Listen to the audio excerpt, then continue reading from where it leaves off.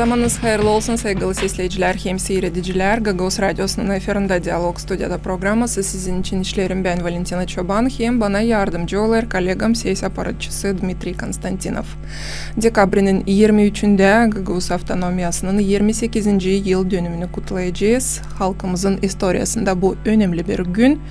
Gagavuzuz ama Gagavuzluğumuzu koruyarız mı? Avtonomiyamız var ama bu avtonomiyi doğru mu kullanırız? Hem o insanları hangileri kurdular, Respublikamızı sonunda avtonomiyamızı doğru mu sayarız? Bugünkü gün bu önemli sorulara cevapları arayacağız. Birlikte bizim misafirlerimizle hangileri sonra stüdyamızda. Onlar avtonomiyamız hem Respublikamız kurulsun diyeni büyük zahmet koydular, hem kuvvetlerini koydular. Piotr Buzadji, Gagavuz Respublikası'nın prezidentin yardımcısı. Piotr İliç, hoş geldiniz stüdyamıza. Leonid Dobrov, cümle hizmetçisi, hem Komrat kasabasının ex-başı. Leonid Fyodorovich, zamanınız hayırlı olsun. Size de hoş geldiniz stüdyamıza. Sağ olun. Derim.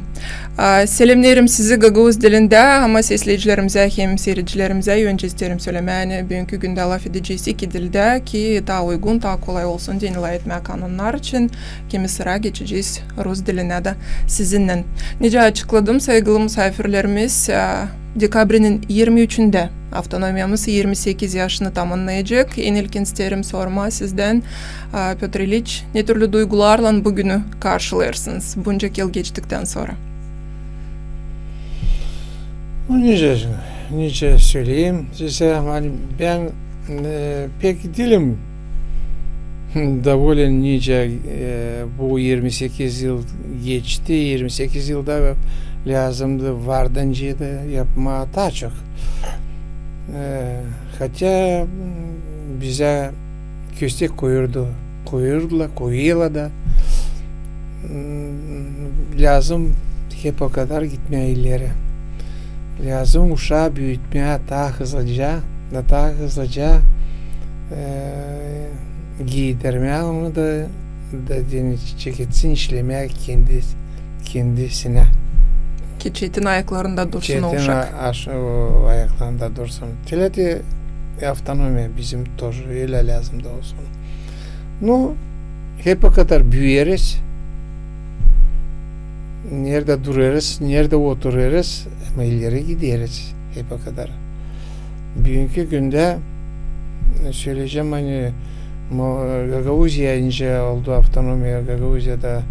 Gagavuzya değişildi. Внешне değişildi, insan da kendisi de değişildi,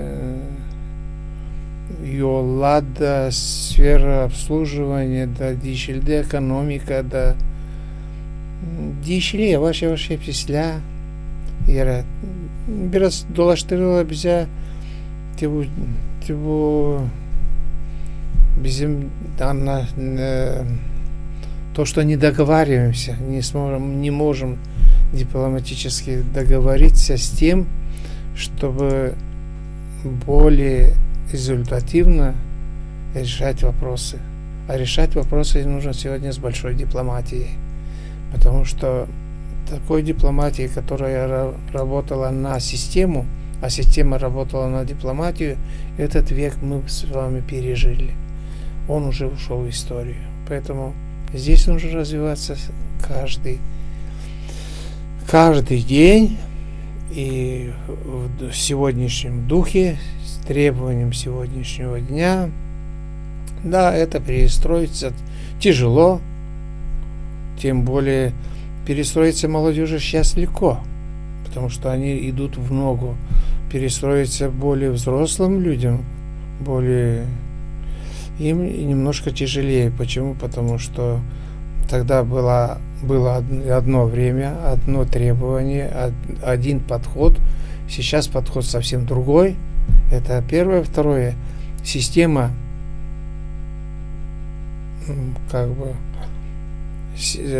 та система, которая была и четко работала, отшлифованная была советской властью, ее нету. Госплана нет. Надо думать сейчас быстро, решение принимать быстро и четко. Что делает наша молодежь? Желаем им крепкого здоровья, успехов и идти вперед.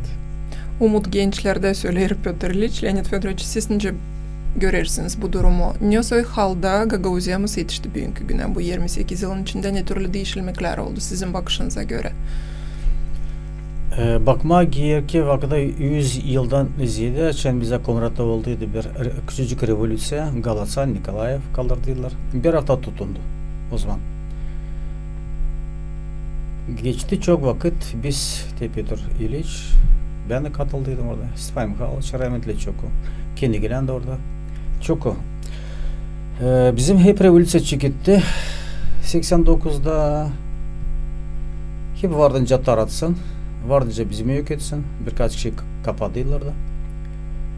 Ama öyle Allah'tan bezbeli oldu. Hani çıktı yüze bizim revolüsiya. Da Gagauz Respublikası'nın yerine, bağımsız Gagauz Respublikası'nın yerine parlament Moldova kabul etti. Avtonomi. Moldova'nın içinde. O zamandan geçti 28 yıl. 28 yılın içinde biz sanırız hani altın yukarıdan düşecek üstümüze ise biz pek çok beklerdik bu günü. Ama kam altınca düşmedi. Gençlerince söyledi Pötr Iliç, onlar hızlı buluyorlar ucunu bucunu. Ta çok kaçırırlar buradan. Ama kim kalır, savaşırlar, şey yapma. Bu iyi tarafı. Kötü tarafı hani gençler hepsi cini yaparlar dil Gagauz dilinde. Bu kötü tarafı. Uşakların da alay etmiyorlar şu an Gagauz dilinde. Ama biz saç avtonomi yapardık. Bizde hem büyüktü düşünmek, yani hepsi küçüğüyle büyüğüyle öğrenciler Gagauz dilinde. Bu da dil pek büyük bit. İnce diyorlar, çıfıtlar açan da yoktu onların devleti. Birkaç kişi pak bilerler İyidir diline. Geldi vakit devlet öyle koydu kanunları. Yani hepsi çıfıtlar bütün dünyada çıktılar öğrenmek kendi ana dilini. O işte isteyeyim söyleyeyim, yani burada da yok pek büyük zarar. Hani gençler büyün ağızla diyorlar Gagauz diline. Hem büyük zarar hani bizim üstünkü yöndericiler anlamadı bu problemi. Yani onlarla etmezse kendi dilinde aşağıda da yöneticiler de Allah etmişler uşaklardan kendi dilinde. Bu büyük problem. Onun için 28 yılın içinde ben düşünürdüm. Hani biz yerleştireceğiz bu problemi. Nicesi kendi başına yerleştireceğiz. Ama açan için bugünlerde halk toplulukta çıktılar kaldırlar soruş hani veteranlar lazım tanıma. Bu halk topluluğu gençler, daha çok gençler anlamadılar. Hani veteranlar onlara yaptılar bu parçacık işi. Bu parçacık ne anda onlar ancak kendi kendisine reklamir etsin. Ne anda onlar ancak sayılsınlar deputat parlamenti. Bir boyu başkan. Onlar anlamadılar. Avtonomiya olmaydı, halk topluluğu da olmayacağıydı. Doğru, olmayacaktı başkan da, olmayacaktı üniversitet de bize. Da o göre bakma, bu taraftan bakma bizim avtonomi hepsi revolüsyelerin var kendi iyi tarafı da var kötü tarafı da. Ben savaşta kısadan hem o tarafını hem bu tarafını anladım. Sağ olun. Dönelim geri kanuna, Gagauzların özel statüsü için kanuna. Onu kabul ettiler parlamentte. Dekabrın 23'ünden artık açıkladık. Hem hepsimiz biliriz. Ama en ilkin Pötr Iliç derim anladasınız nece yazıldı bu kanun? Ne kadar iş sürttü? Ben bilirim hani siz de bu işe katıldınız. Büyük kuvvet koydunuz bu kanun olsun diye, yazılsın diye. Ne kadar büyük pay aldı Kişinyov bu kanunun yazılmasında vardı. Öyle politiklerde Kişinyov'dan hani katıldılar bu işe. Mahsus komisya kuruldu. Anladınız nece iş giderdi? İş çıktı öyle ta hızlıdan çıktı 92. yılda. 92. yıllardan yavaş yavaş giderdik avtonomiye. İsterdik yapma avtonomiyi. No kimse bilmezdi nice yapma. Kimse de söylemezdi. Hem yok öyle reçete yok. Da biz savaşırdık hepsini toplatma ну, bizim yardımcılarımızı, bizim tarafımızı yani toplanalım da bir iş yapalım. Bizde ученыйlar, общественные организациялар toplandılar bir yere. İlkin çekittik 88. yıldan ne söyledi? Общественные организациялар çekittirdiler yapma. Biri savaşırdı, öbürü savaşırdı. Yoktu, bir yerde daha toplanmadıydılar. Gagavuz halkı yalnızdı. Bizde общественные движения her bir rayonda vardı.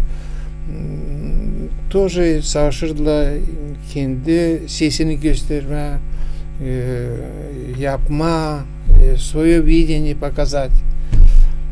Но потом к этому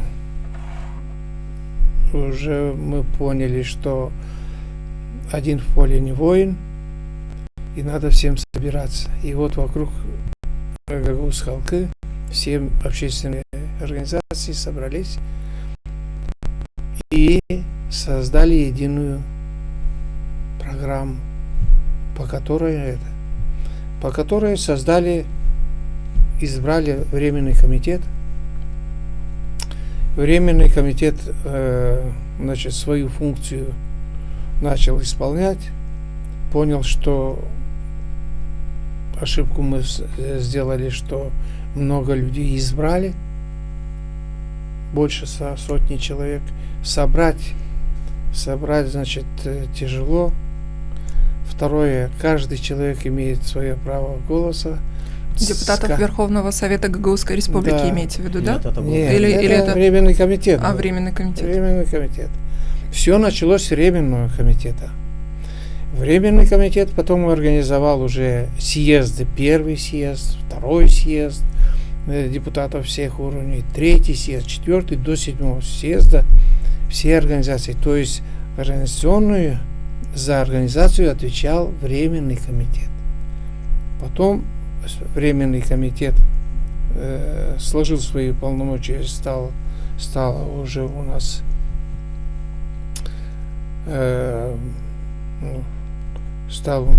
президиум Верховного Совета тогда, в начале. Потом уже, значит, и президент республики. То есть мы пошли уже на республику. То есть на формирование республики и ее структур. Почему? Потому что когда на 3-м съезде депутатов всех уровней подняли вопрос о автономном образовании, то участвовал на съезде Пушкаш. Тогда, в то время, он был 3-м лицом Молдовы. И он выступил и сказал, никаких автономий вы не получите. Когда высказал он эти слова, то ведущий данный съезд был ведущий Киндигелян Михаил Васильевич. Он, значит, сделал перерыв. На перерыве Пушкаш начал свое снова доказывать, а на перерыве лучше и больше и быстрее решился вопрос. Мы пошли уже по другому пути. Пошли, да, на максимум, то есть на республику. И проект решения за перерыв сделали проект решения, чтобы объявить республику, Гагаузскую республику. Так и было. Пушкаш вышел с съезда, ушел. Все. Это, значит, сказал, ничего вы не получите, решайте дальше, что хотите. Делайте, вы ничего не получите. С такой позиции он уехал отсюда. Значит, съезд закончился, мы формировали свои структуры Гагаузской республики. Здесь появился уже, кроме президиума, появился уже и президент Гагаузии, появился вице-президент Гагаузии. Значит, начали работу. Но мы поняли, что без Кишинева все равно мы ничего не сделаем. Все то, что мы здесь будем, если принимать, без утверждения в парламенте Молдовы, это будет незаконно. Мы это дело все знали, знаем. Поэтому приняли такое решение, что создать... встреча у нас была с Лучинским, и Лучинский сказал, что вы много думаете. Раз вы хотите действительно что-то, так и делайте себе комиссию, приходите к нам. Мы подумаем, что с вами делать. Мы так и сделали. Съезд избрал комиссию, председателем комиссии, которую вы избрали меня.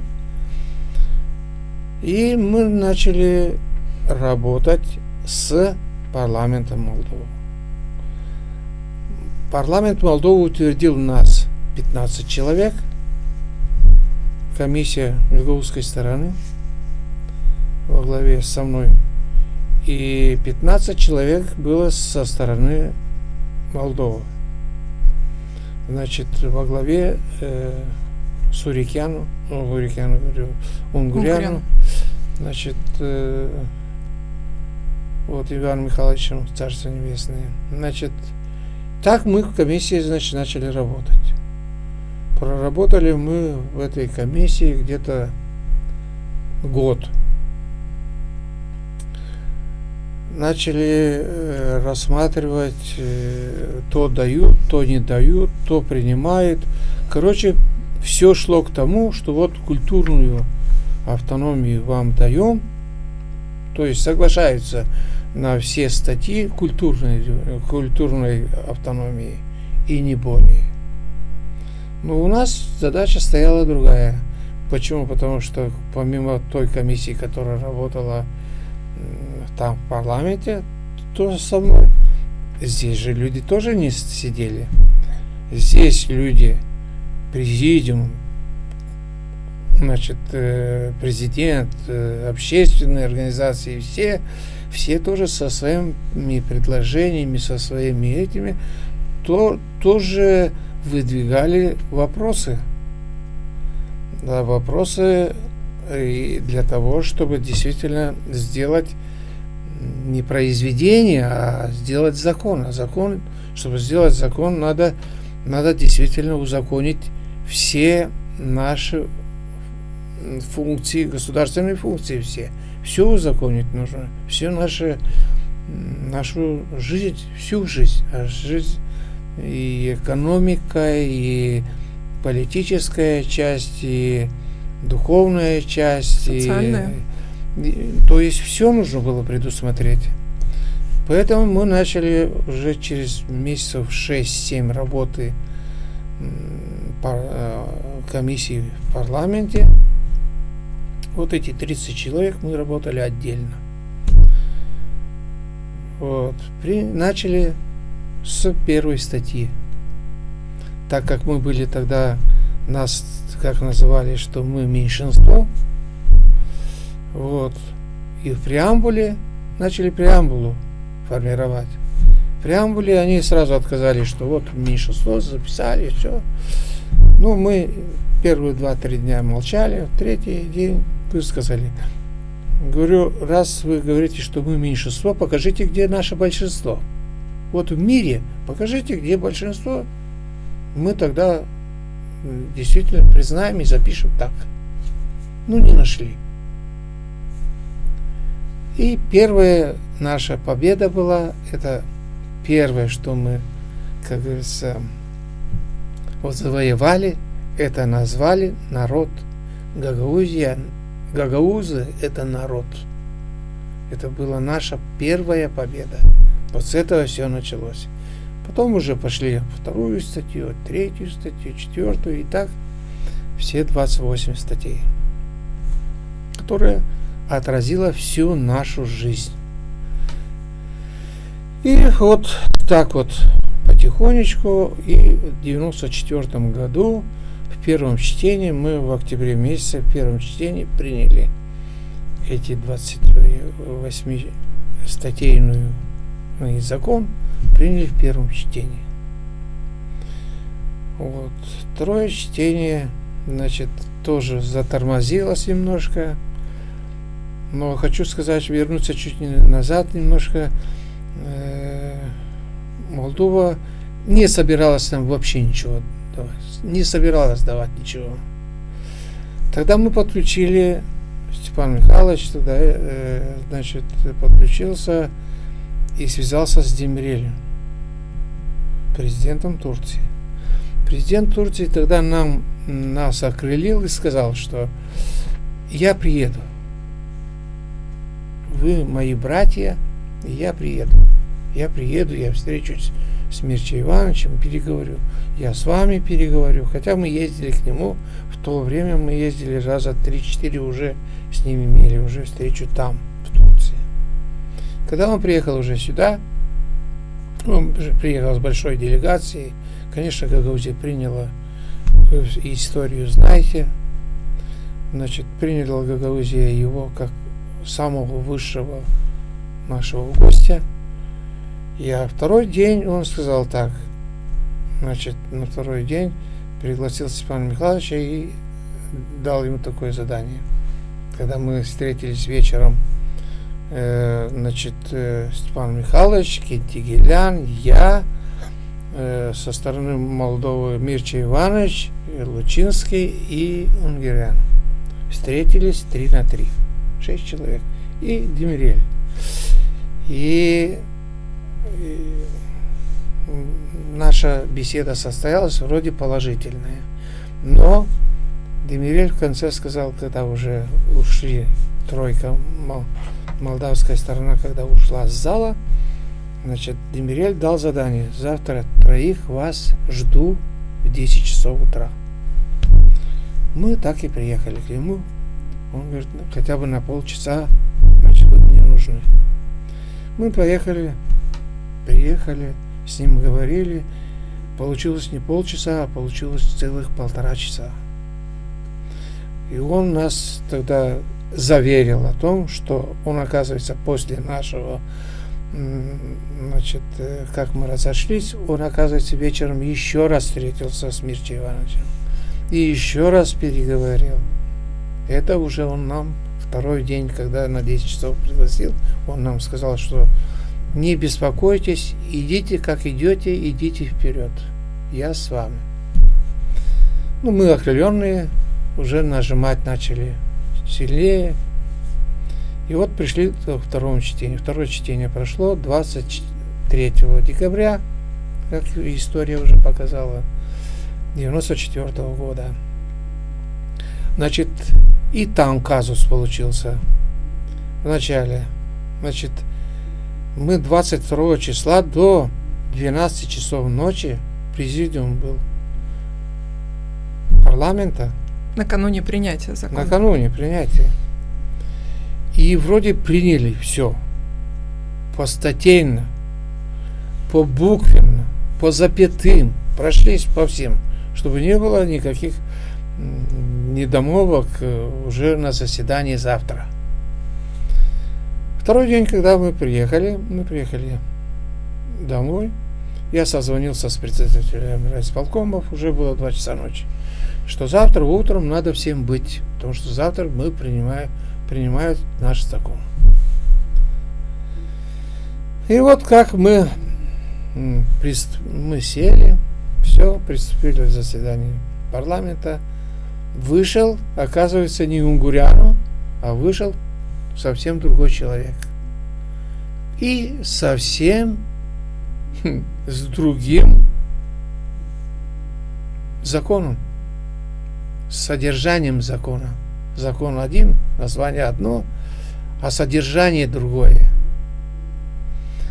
И тогда... Боюсь представить, что вы тогда чувствовали, все представители Гагаузии.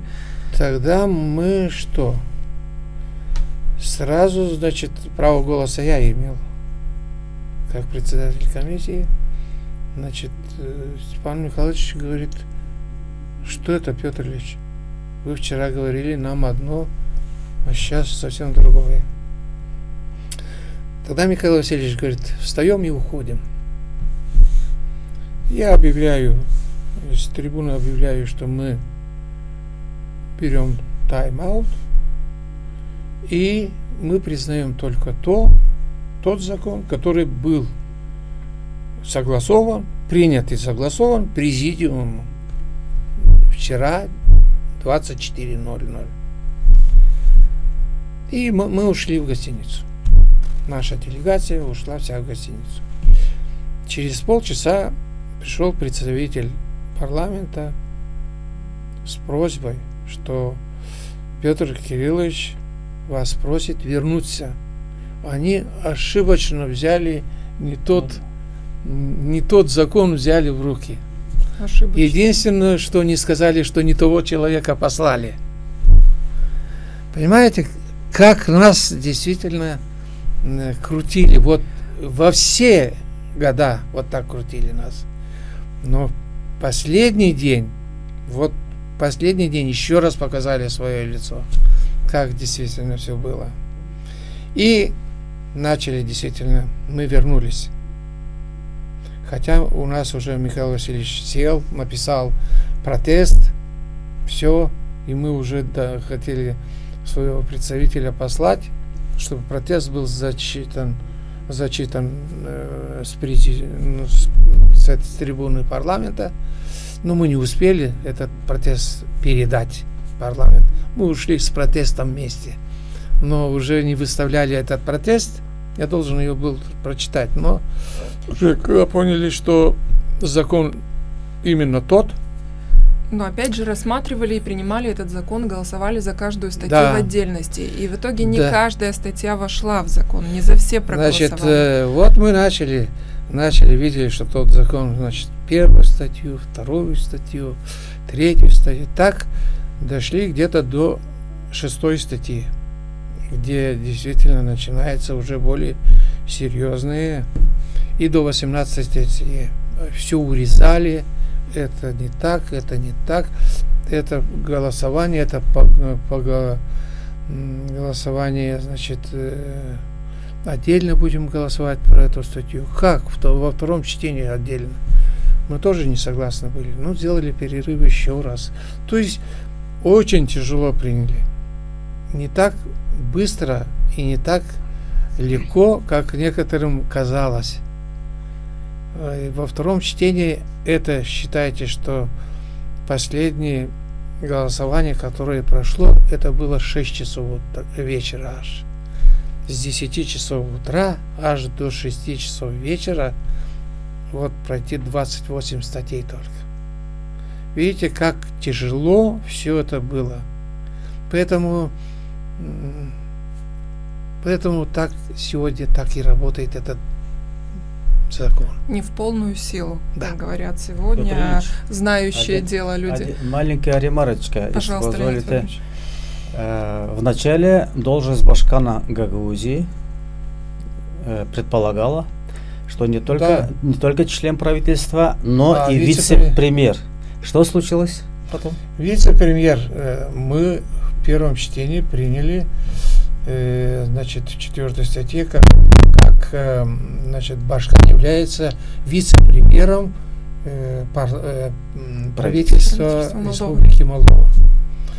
Но последнюю секунду голосования по этой статье вышел наш уважаемый Сангели.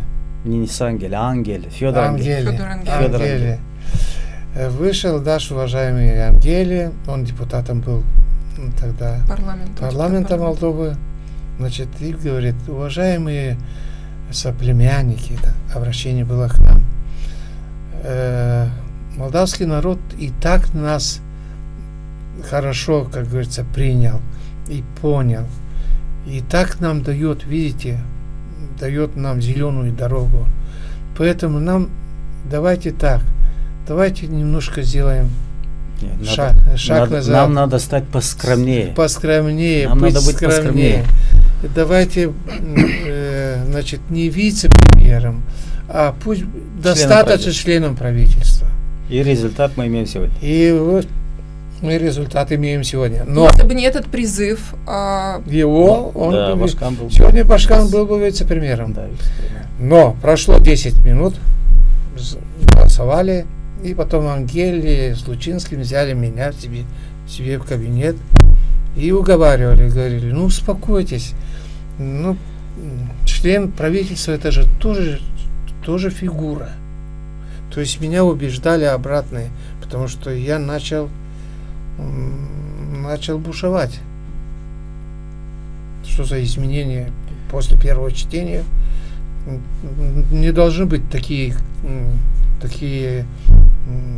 изменения. Ну, не крупные только изменения. тут уступили, были и другие пункты, где Гагаузам Но пришлось уступить. я за неимением времени не могу все сказать о том, что по 18 статье вообще, по статье, экономической статье, по бюджетообразующим статьям у нас было чуть ли не до драки, чуть ли не доходило.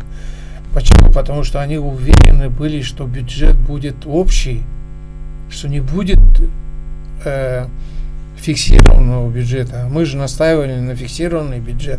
То есть мы по статье, но мы знали, что статью и по НДС, и поэтому по НДС мы еле-еле приняли 18 статье закон, чтобы 50% НДС оставалось в Гагаузии.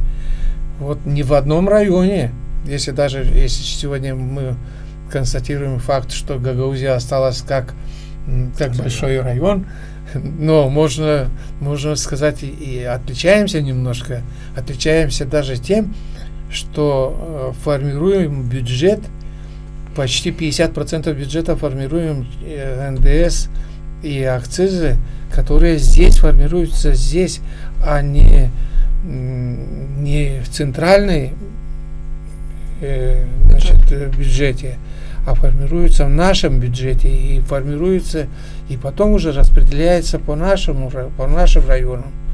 То есть и положительные дела, отличающиеся от тех слов, что мы большой район сегодня. Мы автономия, да, другое дело, какие права сегодня у автономии. Леонид Федорович, о заманнар ил gündәнтә Молдова официал Кишинев Гагаузларын хербер адымыны gözün altında tuttu. Hem Canıdır Pетр Ильич Zeyde hak vermeye Gagauzlara hiç istemezdi.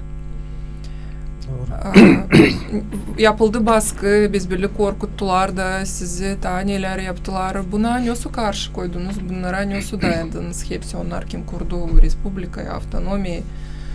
Hem lazımdı mı Canıdır Pетр Ильич o zaman yapma birkaç adım geri, dakayıl olma, o koşullara angılarını söyler Kişinyov.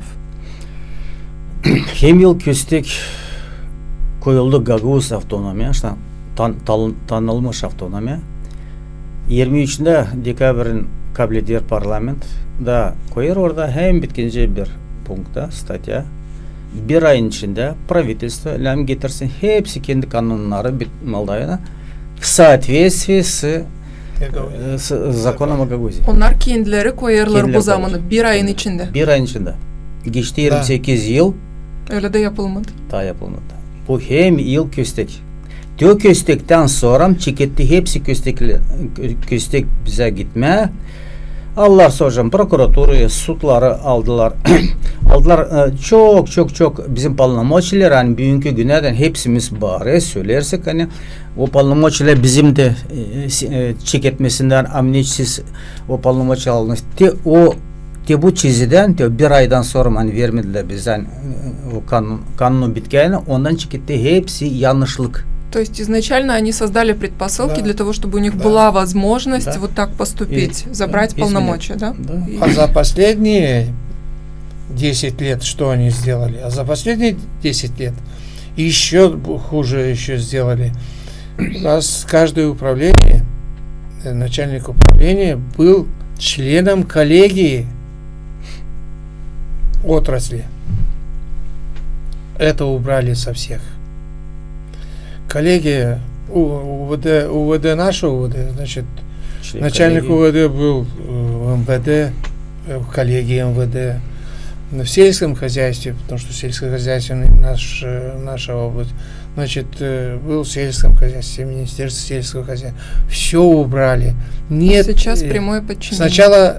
Сначала где-то месяцев 6-7 я наблюдал за этими вещами. Почему? Потому что должно было после принятия этого закона, еще вот то, что Леонид Петрович не сказал, после этого принятия закона должно было правительство принять постановление, которое о приведении в соответствии всех его законов, отраслевых законов, приведение в соответствии и с учетом требований закона Гагаузии, что не было сделано.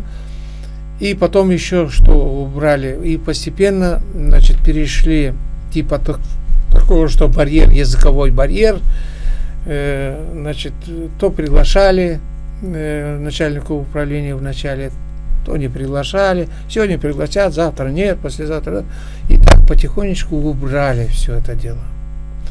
Потом, после того, как вот эту часть сделали, с коллегией убрали, потом второй этап у них был. Это этап был, конечно же, он надо было предвидеть нам всем этим. Второй этап был такой, что начали убирать все последние 4 статьи силовых структур. Значит, откуда? Начали сначала с прокуратуры. Начальника прокурора Гагаузии. Он был в коллегии прокуратуры.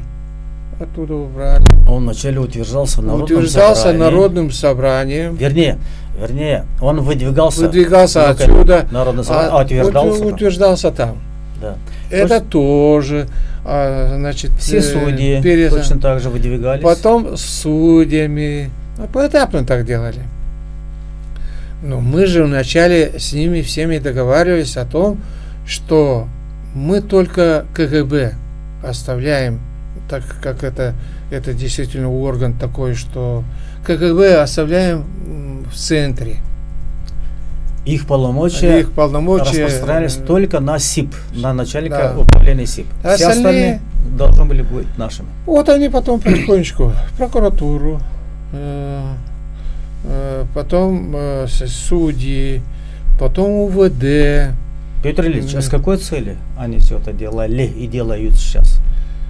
Делают, централизовывают специально, чтобы убрать наши некоторые полномочия, не некоторые, а основные полномочия убрать, чтобы можно было контролировать, потому что есть боязнь. Конечная цель какая? Есть боязнь. Какая конечная цель? Вы не задумывались? Я задумался над этим. Конечно, чтобы сделать парламентское большинство и решить вопрос наш. Вот и все. Чтобы в итоге ликвидировать автономию, имеете в виду, да, о чем как раз в последнее время очень много разговоров. Да, конечно, все-таки цель, они все-таки собирали все эти времена войти в состав соседнего государства. Для того, чтобы войти в состав соседнего государства, им необходимо было нейтрализовать, первое, гагаузскую автономию, официально признанную Молдовой, и второе, приднестровские, якобы сепаратистов, которые... До нейтрализации этих двух очагов Европа их не сможет спокойно принять. Поэтому конечная цель все-таки, сейчас уже все это видят открытая, они собрались не только в Европу, они в Европу вряд ли их примут, но чтобы войти в Европу через объединение с Румынией. То есть вот это была конечная цель. Уважаемые гости, мы работаем в прямом эфире, поступил звонок в студию, предлагаю выслушать нашего собеседника, наденьте, пожалуйста, наушники. Здравствуйте. Кангас, Кирилл Кириллович, штата есть такой. Слушаем. Уважаемая Валентина, уважаемые гости. Я чуть поговорим, задам вопрос, по моему, так скажем, вопросам или как это докладу. По внутреннему. Вы обсуждаем внешнюю, а я вот хочу, чтобы по внутреннему и выясняться, почему у нас уполномочия урежается.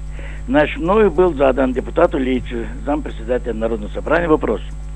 Кто отстаивает права пенсионеров, инвалидов, старшего поколения? Был ответ. Все.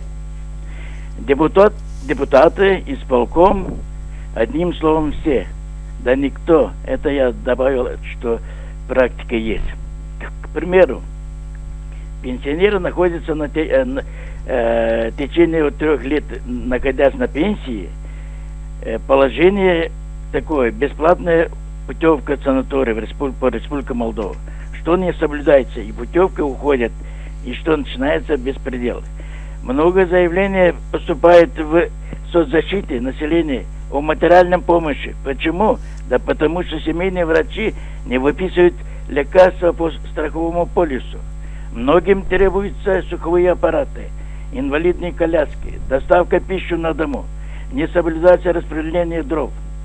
Кому озаботиться о открытии филиала терапии «Кангаз», где, между прочим, когда Ирина Влах стала Башканом, филиал работал, и люди лечились, где могут прийти восстановительное лечение 12 сел, включая Кангаз. Все высказанные мною это только часть, но и так председателя Совета старейшин не устраивает Башкана и депутатов. Зачем им нужен эта служба? Станет контролирующим органом, требовательным к выполнению башканского программы, обещанной при агитации. Вот. И закроет высшую эшелон лавочку. Вот. И что я хочу еще? Вот в автономии законно не числится председатель Совета старейшин. Я многих передачах поднимал этот вопрос без толку. Это штат не вносила в Башкан в состав исполкома. Значит, выше мною сказанные остаются беззащитны. Я имею в виду пенсионеры и инвалиды. Уважаемые, как быть? На что и на кого надеяться старшему поколению? Спасибо. Если можете, ответьте. Если нет... Благодарим вас, Кирилл Кириллович. Как всегда, острые социальные проблемы затрагиваете. Пожалуйста, уважаемые гости, что ответите? Петр Ильич. Кто встанет на защиту старшего поколения, так нуждающегося старшего в поддержке? Поколения, конечно, общественную организацию старейшин, будем говорить. Да, это общественная. Но без нее нельзя, потому что откуда-то должно исходить. И социальная структура нашего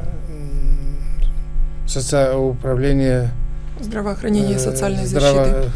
Здравоохранение, управление здравоохранения и защита населения. Значит, она, конечно, должна, но она должна откуда-то брать, черпать какие-то условия, требования старшего поколения.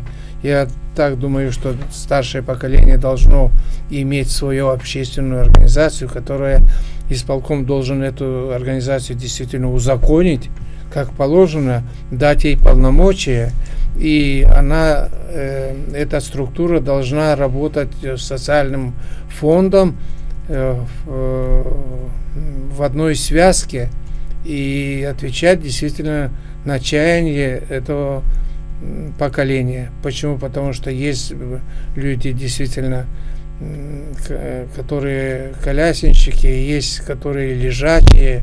Ну, возраст есть возраст берет свое, что говорить. Поэтому за возрастом надо ухаживать. Данный возраст малышей же воспитывал, то есть оберегал, значит, смотрел, растил.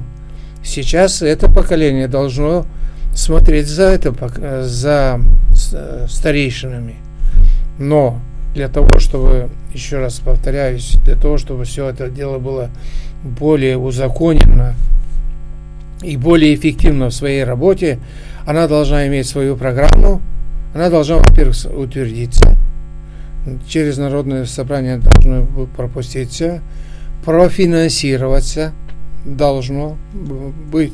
Это нужно продумать про финансирование. Почему? Потому что действительно и планировать уже не только финансирование, но планировать и отдых, и лечение этого поколения. То есть целый составлять комплекс всех мероприятий на целый год, которые наверняка нужно утверждать, по-моему, на исполкоме, на каком-то своем этом утверждать, потому что исполком не может уйти от обязанностей, потому что это больше всего обязанность исполкома, исполнительного, то есть... Ну и к тому же есть совет старейшин, Кирилл Кириллович как раз и ратует за то, чтобы у этого совета было больше полномочий и куда больше возможностей для того, чтобы оказывать поддержку. Да, пожалуйста. Уважаемый Кирилл Кириллович, мы с вами являемся счастливейшим поколением. Мы с вами пережили распад величайшей империи мира Советского Союза.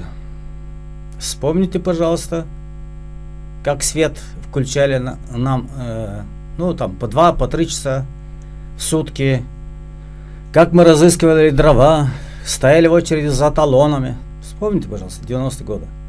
Пережили, выжили.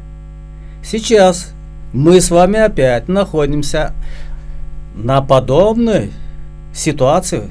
Весь мир рушится. Раньше Советский Союз рушился на наших глазах. Сейчас на наших глазах весь мир рушится. И задача тех идеологов разрушения всего мира сейчас более глобальная. Задача номер 1 – уничтожить, избавиться от старшего поколения. Не только у нас в Молдове, а по всему миру. И вы это знаете под названием «Золотой миллиард», сокращение народного населения. То есть, если вы надеетесь на кого-то, что какие-то общественные организации, что Народное собрание, исполком или даже правительство Молдовы нам поможет, наивно надеетесь. Никто нам с вами не поможет, если мы сами себе не сможем. Почему? Потому что во всех государственных организациях, начиная от низов и до верхов, везде укоренилась коррупция. Притом коррупция очень серьезная. И не только у нас в Молдавии, а по всему миру. Коррупция специально запускалась этими идеологами разрушения мира, специально запускалась, чтобы подкупить верхушки всех государственных структур и дать им задание по быстрейшему уничтожению, прежде всего, старшего поколения, а потом дойдут и до молодежи. Поэтому единственная надежда на Бога. Дуает, бекля, кенден, kökleştir kendine getir takılanca bizim dadılar, babalar ta zor yaşarlar. Ama çıktılar. Onları kaldırdılar Sibir'e. Onları açlıkla öldürdüler. Onlar cenk geçirdiler. Kaldılar. Bizi de tabi büyüttüler. Onun için bir umut Allah'a. Bir umut Allah'a. Уважаемые гости, чуть выше мы с вами говорили о полномочиях, и вы пришли к общему заключению, с какой целью Кишинев все это делает. И вы знаете, больше всего о полномочиях и о необходимости вернуть это полномочие у нас в Гагаузии политики говорят во время предвыборных кампаний. Да, конечно. К сожалению, так оно и это есть, модно. А потом они с сожалением признают и извиняются перед нашим населением и говорят, что ничего не удалось сделать. Есть комиссия специальная в парламенте страны, в Народном собрании, и существует, она была сформирована, по-моему, когда был 6-й созыв Народного собрания, продолжает работу эта комиссия сегодня. Я уверена, Петр Ильич, вы пристально следите за деятельностью депутатов, Леонид Федорович, вы тоже. Как оцениваете работу этой комиссии и как вы реагируете на заявления, когда наши депутаты говорят, что положительных заключений пока нет, и полномочия, ни одно из полномочий вернуть не удалось пока? Есть ли возможность это сделать, на ваш взгляд, Петр Ильич? Значит, я вам скажу, что отвечу на этот вопрос очень коротко. Некоторые говорят о том, что нам, и это зачастую и вы в эфир говорите, что вот нам дали, вот слово дали. Да ничего нам не дали, и ничего нам не дают. Добились гагаузы, но отняли официально Кишинев. Нам ничего не дали, мы все силой брали. Это в жизни всегда так. Даже у ребенка игрушку добровольно иногда забрать нельзя. Отбирают родители. а тем более в парламенте. Все, каждую, я говорю, каждую букву, каждую запятую. Я говорю, что я закончил 2 вуза и столько в Крупской не сидел, сколько я сидел, сколько меня заставили сидеть парламентарии Молдовы. Почему? Потому что сегодня вот редакция не та, запятая не там, название не так. Ко всему придирались. Ко всему придирались. Вы знаете, мы даже слово Конституция, вот, мы в уложении назвали. Мы его тоже где нашли? Вот, казалось бы, мелочь, да? Вот Конституцию назвали Конституцию. Чем хуже? Называлась бы она... Уложение является Конституцией Гагаузии. Назвали мы ее Конституцией Гагаузии. Нет, нельзя. 2 конституции в республике. Да, я согласен. Но как его иначе назвать? Так вот, сидели, я говорю, в Крупской, перебирали еще, дошли до 17 съезда, до 17 века и нашли, что первое уложение было в Петрограде, первое. Название, значит, как бы уложение назвали его, а потом уложение превратили уже в Конституцию. Вот с 20 веком, 19 веком уже была уже Конституция России, Советского Союза потом. Вот поэтому очень много таких вот дел. А говорят о том, что нет результативности. Результативности не будет, пока не будет, когда я говорил, вот 2-й раз говорю, вот, что пока не будет совместного заседания комиссий, утвержденных комиссий Народного собрания и парламента Молдовы, ничего не будет. Это каждодневный труд. Это каждодневная фильтрация как работы парламента, так и Народного собрания, фильтрация друг к другу и нахождение точек прикосновения не словами, а делом. Комиссии есть. Казалось бы, цель ясна, цель гагаузов, но вот результата пока нет. Вы знаете, более 5 комиссия лет. не утверждена. Утверждена парламентом Молдовы. Утверждена, притом утверждена еще 6 лет, даже больше 6 лет. Но она закончила свою. Она продолжает сегодня, именно эта комиссия продолжает сегодня свою работу. Но почему нет результативности? Потому что в гагаузской комиссии нет ни одного ярко выраженного лидера, который бы эта комиссия вел бы, и иногда бы кулаком по столу ударил. Первое. И Башкан Гагаузии, начиная от Формузала и дальше Ирина Влах, у них нет личной заинтересованности, чтобы эта комиссия приносила бы какие-то результативные плоды. Нету у них. Почему? Потому что как только комиссия подходит вплотную к решению 1, 2 или 3 вопросов общих, где в парламенте надо принять, тоже давят на Башкана, и Башкан, естественно, молча давят на членов наших комиссий, и они дают заднюю. Поэтому, когда при президенте Додоне парламент якобы уже должен был принять 3 конкретных изменения в закон об особом правовом статусе, и сам Додон это обещал, и сказал, что к 25-летию обязательно мы примем результат. И опять приняли только 2, и то видоизмененным, 3 не приняли. Даже Додон, который якобы является другом Гагаузии. Гагаузия всегда то за Воронина, то за Додона голосовали.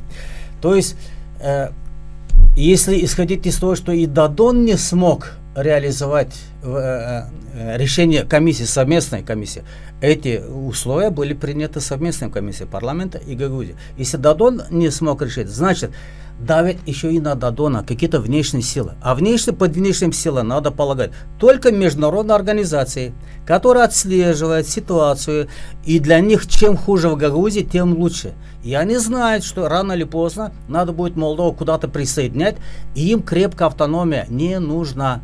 Поэтому они шатают любым способом, пытаются вбить клин наш статус и на международные организации. Поэтому они давят на любых президентов, включая и нашинского, якобы Дадон, который обещал и обманул, и не выполнил.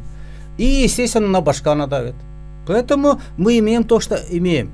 Пока в Гагаузии не появится крепкий, сильный лидер, который будет работать именно на народ, патриотично настроенный, изменений в этой комиссии не будет. Вы согласны с этой позицией, Петр Ильич? Я с этим согласен. Почему? Потому что это наяву. Это явно есть, да? видно. Но Леонид Федорович несколько раз сказал, что нужен лидер. Нового Башкана будем выбирать уже в следующем году, в апреле. Как считаете, кто должен быть во главе автономии? Если не будете называть фамилии, просто назовите качество следующего Башкана. Каким он должен быть? Патриотом Гагаузии. Ну, знаете, патриотизм сегодня очень по-разному трактуют. Значит, пусть это будет в редакции того патриотизма, который был и тогда такой в 90-е, ответственности, да? которая была в 90-х годах. Есть ли среди гагаузов сегодня такие? Есть, нужно поискать. Но у нас, как Леонид Федорович сказал, у нас коррупция взяла все. И вот эти люди, они отодвигают этих людей, эта коррупция отодвигает эту категорию людей в сторону, отводят, отвлекают. Здесь не отвлекают, здесь нужно иметь права. Петр Ильич, я извиняюсь, я, например, считаю, что тут кандидатов будет много на Башкана. Прежде всего, народ должен исходить из главного критерия. Этот кандидат должен проживать на территории Гагаузии. Не в Кишиневе, не в Бухаресте, не в Москве и не в Стамбуле. Он должен проживать на территории Гагаузии. Это как бы задача номер один. Почему? Потому что он должен знать эти прямо. Во-вторых, он должен иметь опыт работы в госструктурах. Он может быть даже депутатом Народного собрания, он может быть членом исполкома или бывшим депутатом. Он должен иметь. И третье, он должен себя уже до этого проявить с патриотической точки зрения. Естественно, у него должны появиться либо спонсоры, либо у него должны быть свои деньги. Потому что без финансирования сегодня говорить о реальных серьезных выборах бесполезно. Я считаю, что эти люди у нас в Гагаузии проживают на сегодняшний день, но не каждый из них осмелится баллотироваться в Башканы. Поэтому, то есть потенциал может быть, но да, вот желание такого решения поэтому может не возникнуть. мы будем иметь человек 10 кандидатов в Башканы, и все будут проживать за пределами автономии. Это удивительная будет ситуация, где мы из худших будем выбирать самого худшего. Даже так? Да. С разрешения моего редактора мы можем продлить еще на 10 минут наш с вами эфир, потому как есть еще вопросы и хочется с вами поговорить, уважаемые гости. Заговорили о нынешней власти с вами, и буквально на последнем заседании Народного собрания Гагаузии обсуждался интересный проект закона, принятый в первом чтении, который предстоит еще рассмотреть во втором чтении. Это о поддержке ветеранов создания Гагаузии. Спорный вопрос, много и долго спорили господа депутаты, так и не пришли к единому мнению. Вы тоже присутствовали, да, Петр Ильич, если я не ошибаюсь, на этом заседании. Я прошу вас высказать свою позицию и свое отношение к тому, как поступили депутаты с этим документом. И прежде всего с теми, кто создавал для нас автономию. Я, значит, первую часть упущу специально, потому что я сам отношусь к той категории создателей Гагаузии, поэтому про себя не буду говорить. А вот что касается силовых структур, я выступил и сказал свое, что самое лучшее, как говорится, самое лучшее решение это решение нужно решить, чтобы это было не стыдно было людям смотреть. То есть этой структуре смотреть этим людям в глаза честно, добросовестно и сказать им большое спасибо, что они взяли автоматы в руки, потому что не будь их, усложнилось бы решение самой автономии. Были предотвращены куда более серьезные последствия. Да, последствия были бы более серьезные. Но я удивился и удивлен был тем, что наши депутаты не недооценивали и недооценивают и сегодня ту ситуацию того времени. Мы были действительно на пороге большой крови. Мы были на пороге. Поэтому мы вынуждены были тогда создать эти силовые структуры. И сегодня эти силовые структуры, когда приходят ко мне в кабинет и говорят, ну нет президента, есть вы, вице-президент, решите наш вопрос. Так вот я выступил уже и просил депутатов о том, что нельзя цифрами людей закрывать им глаза. Давайте делайте хотя бы так, как делала Молдова, как Приднестровье, как любые структуры других государств. Как делают? Люди делают, не обижают этих людей, они их ценят. Материальная поддержка оказывается. Материально их поддерживают. И, значит, как бы их поддерживает их здоровье. И все, то есть социальную сторону тоже знать. Поэтому я им предложил.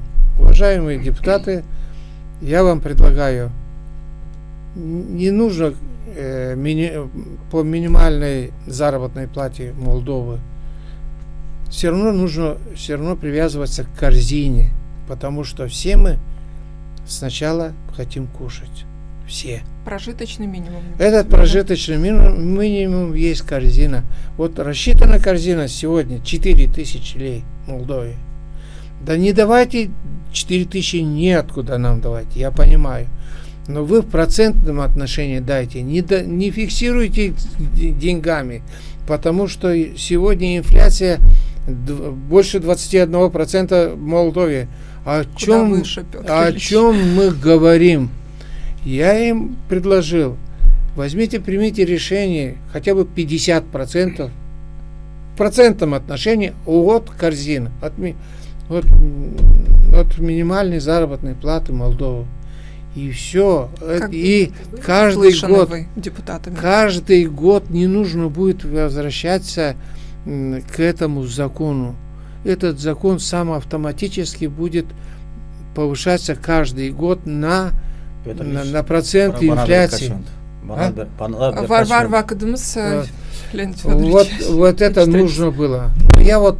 Я обращался к ним, и я посмотрел с ней внешне, посмотрите на снимки. Я еще раз потом пересмотрел, пришел домой и пересмотрел.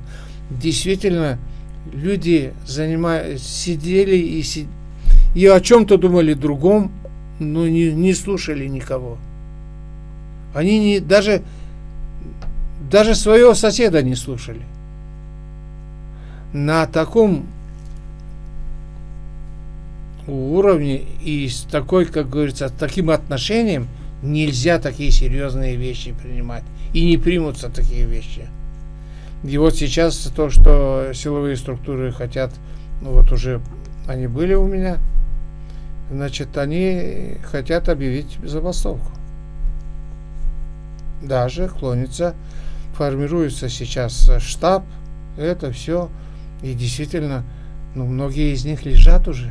Они в возрасте все. Это не 20, не 40 лет, как нам тогда было в те времена. Мне было 46 лет. Еще, как говорится. Но были и сейчас, старше вас, были и моложе вас. Сейчас же действительно того возраста, того времени, сейчас люди уже за 70 уже этим людям. И некоторые люди вообще еле ходят сегодня. Это первое. Второе. Я им хотел довести до них, но не успел, потому что видел, что некому говорить. И остановился. Хотел сказать, что всего-навсего не нужен тот список, который им дали, какой-то, как мне сказали потом, что очень большой список дали. Да не нужен большой список, нужно брать официальный список. Там в официальном списке 93 человека, поскольку мне известно. То есть это не раз. 270, Нет. 90. 93 человека, это первое. Второе. В положении же сказано, что оплата производится только той категории людей, которые находятся здесь, на территории республики. На автономии находятся здесь. Вот те и получится. Если еще и то, как говорится, профильтровать и то останется человек 50. Неужели мы не можем вот с этим бюджетом больше миллиарда лей, не можем 50 человек найти, на 50 человек эти по 2000 лей? Это что? Это просто, ну как они сказали мне, что больше мы унижаться не будем, но требования будет. И если, не дай бог, понадобится, то мы уже будем работать против вас. Петр Ильич, Ваша позиция, пожалуйста, Леонид Федорович. вот там чуть-чуть запутали. 93 человека – это список ветеранов создания Я вам автономии. сказал. Создания. Не создание, нет. Силовых структур. Силовые имел в виду. структуры. Силовые только. структуры 253 человека. У них, которые получали до сих пор, и сейчас им принято такое решение. Хочу обратить ваше внимание на следующее. Вначале были люди, типа вас, Кендигелян, я там и так далее, которые начали автономию создавать, без автомата в руках. У нас не было оружия. Да, у нас Мы митинги, пикеты и так далее, хотим автономии и так далее, съезды делали, одни проводили, второй. Это был 89-й, 90-й, 91-й. Мы уже в 90-м году провозглашаем независимую от Молдовы Гагузскую республику 19 августа. В 90-м же году ночью арестовывают Кендигеляна Топола, через 40 дней их выпускают. В 91 году мы уже избираем 1 декабря президента Гагузской республики, вице-президента в 91 году. И только в 92 году создаются вооруженный батальон Буджак. Только в 92 году. Да. А обратите внимание, тот, кто до 92 года делал это автономии, они называются ветераны создания автономии. И мы этот список представили депутатам Народного собрания в количестве 93 человек. Сейчас. Вы возглавляете этот список. Ваше имя вы возглавляете. Даже я там есть. Да, вы возглавляете как Да, вице-президент. Да. А силовые ведомства, те, которые создали автономию, создали силовые ведомства спустя много лет. И силовые ведомства, для них закон был принят уже несколько лет назад. Они символическую какую-то плату получали там в год, там, 1000 с чем-то. Но для них был принят закон много лет тому назад. Для тех, которых мы создавали, структуру, мы создавали силовые ведомства, политические деятели. Для них уже несколько лет был, как уже работает закон и производятся некоторые выплаты. А для тех, которые автономии начинали, называемые ветераны создания Гагаузии, нету закона. Поэтому мы сейчас хотели, чтобы депутаты Народного собрания уже во втором чтении 16 декабря утвердили бы этот закон. И мы не хотели никаких оплат. Мы хотели, чтобы наш статус был признан депутатом Народного собрания Гагаузии. И список мы представили тех лиц, которые являются ветеранами. А они что сделали? Они полностью отмели этот закон и выкинули. А до этого было заседание комиссии. На комиссии не явился ни один депутат, который как бы числится в юридической комиссии, кроме председателя комиссии Дюльгер. Больше никого не было. То есть их отношение к ветеранам создания Гагаузии видно именно в этом законопроекте. Почему они пошли на поводу у вооруженного батальона Буджак, хоть 500 лей, хоть 500 ли им дали? До этого и 500 не было. Потому что те постоянно шумят, собираются много людей перед заседанием Народного собрания, угрожают тогда. А мы скромно подходим и говорим: ветераны, вы когда-нибудь признаете, хотя бы законопроект для нас сделайте? И даже этого не сделали, даже законопроекта нету. Поэтому мы объявили всем нашим ветеранам, что на 23 декабря, на празднование очередной годовщины принятия автономии, нас в зале Доме культуры не будет. И 19 августа не будет, потому что вы нас вообще игнорируете. Зачем мы должны составлять количество людей в Доме культуры? Мы там не будем, поэтому я призываю всех тех, кто стоял у истока автономии, игнорировать приглашение в Дом культуры, если таково еще поступит. Я вам скажу, что больше. Я продолжу это. Очень Первый же год, очень коротко, значит, первый год годовщины нашей автономии, значит, 23 декабря 96 года, будем говорить, 96 года, значит, вы говорите, что не признают. Нас не признавали с первого дня. Нас на торжественное собрание вообще пригласили совсем других людей. Ни Топола, ни меня, как председателя комиссии по выработке этой автономии, не пригласили. Я в 9 часов вечера звоню Степану Михайловичу домой. Он чуть не плачет. Говорит: Петр Ильич, а вы где? Я говорю: дома. А вы где? Я тоже дома. Что, вы пригласительную не получили? Нет. Нас обоих не пригласили. Мы собрались потом у меня дома и сидели вдвоем. Поэтому это непризнание проявилось и проявляется не только сегодня. Оно было проявлено еще с первой годовщины. Понимаете? С первого Башкана. С первого Башкана. Почему?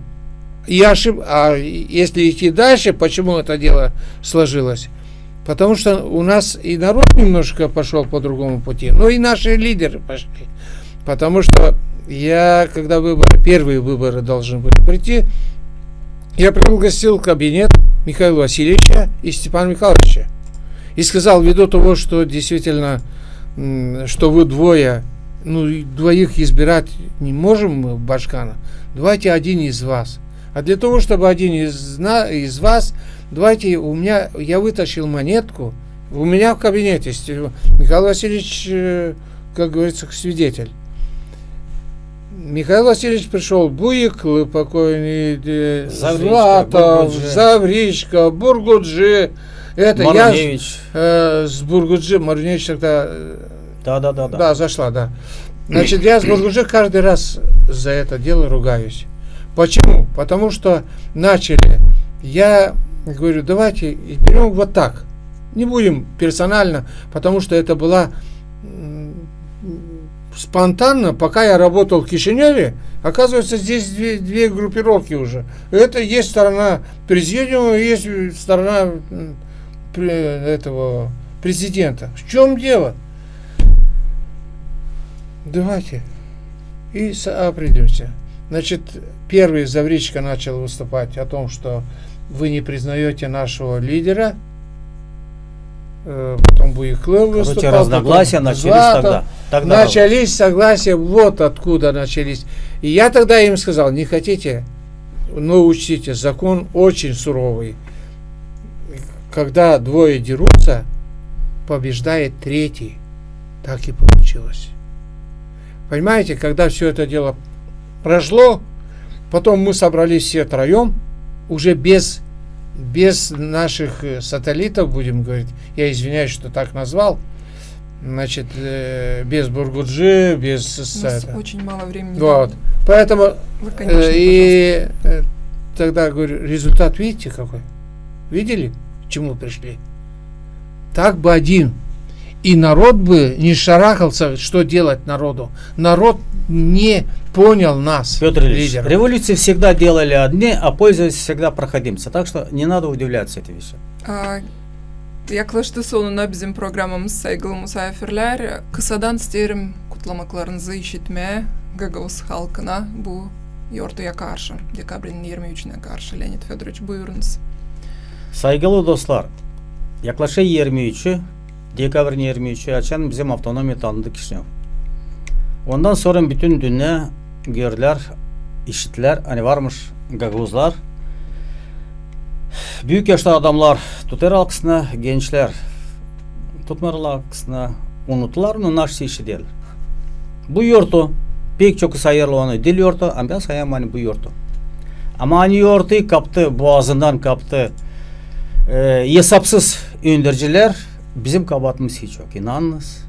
Onun için 23'ünde bizim veteranlar gitmişler, onlara yardım etme yapma bu yortuyu. Петр Ильич, buyurunuz. Уважаемые друзья, я вас поздравляю с наступающим праздником 28-й годовщиной нашей мечты. Желаю крепкого здоровья, мирного неба, взаимопонимания друг друга, уступки друг друга и идти вперед, добиваться того, чего мы сами желаем. Еще раз здоровья вам, крепкого здоровья и мирного неба. Спасибо.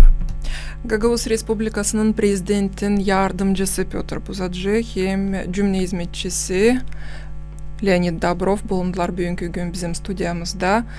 Pyotr Ilyich, Leonid Fedorovich, sağ olun sen kabul ettiniz teklifimizi. Sizi de bu gelen yoğurtuyla bütün yürekten kutlarım. Hem başımı eğildirim önünüzde yaptıklarınız için. Hem hani var bugünkü gün avtonomiyamız nasıl nice var, ne türlü kullanırız, umutlanırız. Hani geleceğimiz daha iyi, daha islayım, daha kısmetli olacak. Her birinize uygunluk, kısmet hem iyi yaşamak gelecekte. Kalın sağlıcakla saygılı izleyicilerimiz hem seyircilerimiz.